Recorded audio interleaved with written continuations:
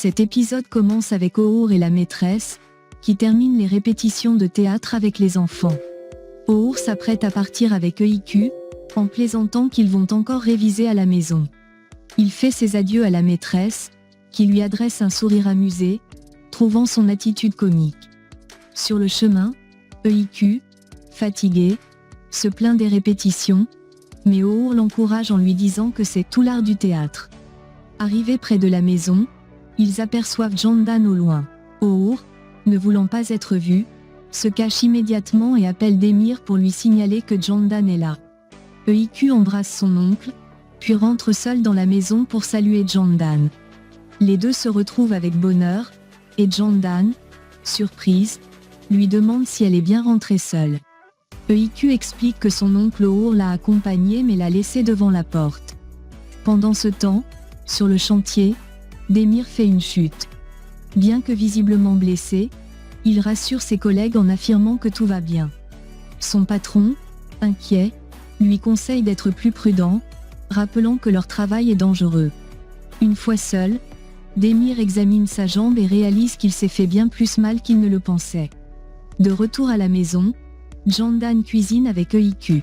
La petite, pleine d'enthousiasme, invite Jandan à venir voir leur pièce de théâtre à l'école, et Jandan accepte avec plaisir, ravissant EIQ. Au même moment, Arzu arrive et frappe à la porte. Jandan, surprise, ouvre et reconnaît Arzu, se souvenant de leur rencontre chez Diemal. Arzu demande si Demir et EIQ sont là. Jandan, méfiante, lui demande pourquoi elle souhaite les voir. C'est alors que EIQ arrive dans l'entrée, et Arzu lui propose de partir avec elle. La petite, réticente, refuse d'accompagner Arzu. Intriguée, Jandan demande des explications, et Arzu finit par révéler qu'elle est la mère de EIQ. Stupéfaite, Jandan jette un regard protecteur à EIQ, qui insiste qu'elle ne veut pas partir avec Arzu. Jandan, déterminée, lui dit qu'elle ne peut emmener EIQ sans la permission de Demir. Arzu, frustrée, tente d'attraper EIQ, mais Jandan l'en empêche fermement, lui retenant la main.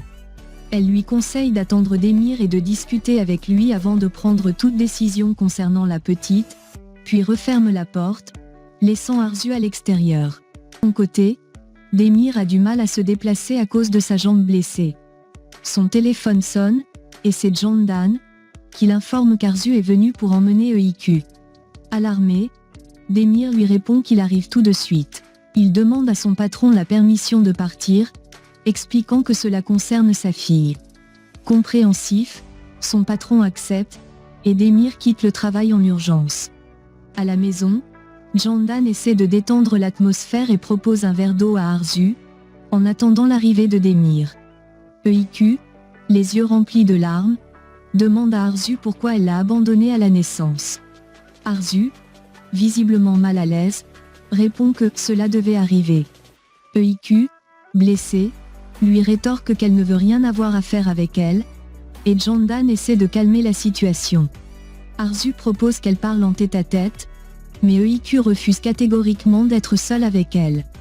Demir arrive enfin, et dès qu'elle le voit, EIQ court se réfugier dans ses bras, le suppliant de ne pas la laisser partir avec Arzu.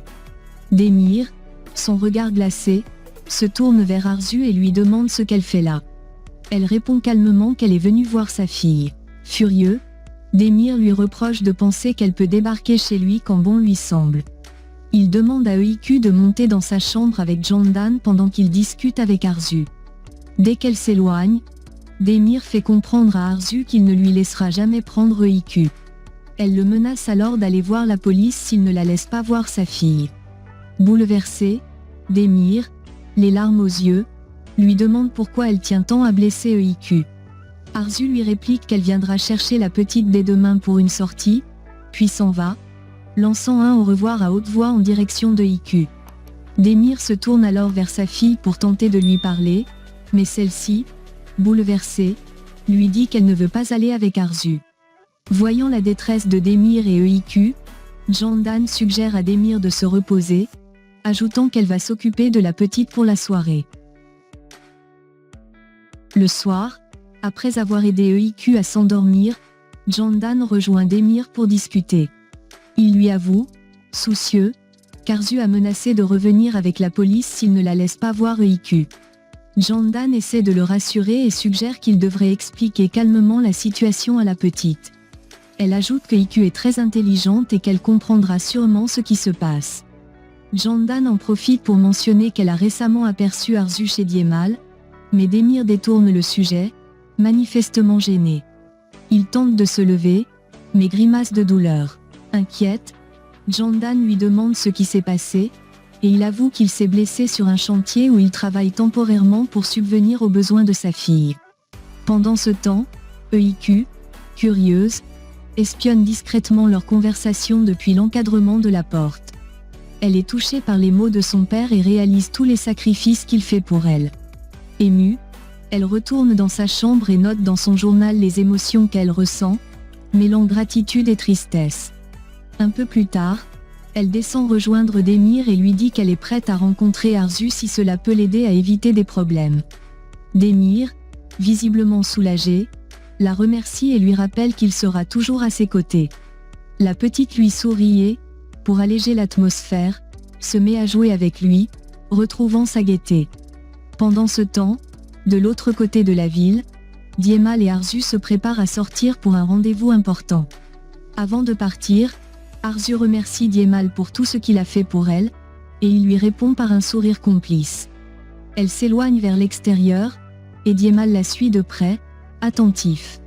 Cependant, il ne se doute pas que Bourg les observe discrètement depuis une ruelle. Dès qu'ils montent dans une voiture, Egour aile un taxi et commence à les suivre sans se faire remarquer, décidé à comprendre leurs intentions. Au petit matin, Demir accompagne EIQ à l'école. Sur le chemin, elle lui demande ce qu'il a à la jambe, ayant remarqué sa démarche boiteuse. Demir sourit et minimise en expliquant qu'il s'agit d'un simple heurt, rien de sérieux pour un homme de fer comme lui. Il lui tend son sac et ses vitamines, puis la regarde s'éloigner en courant vers sa classe. Elle se retourne pour lui faire un dernier signe de la main, et il lui répond avec un sourire empreint de fierté et de tendresse. Pendant ce temps, Arzu et Diemal arrivent chez l'avocat du père d'Arzu. Ils s'installent dans le bureau, où l'avocat leur présente une copie du testament de son père.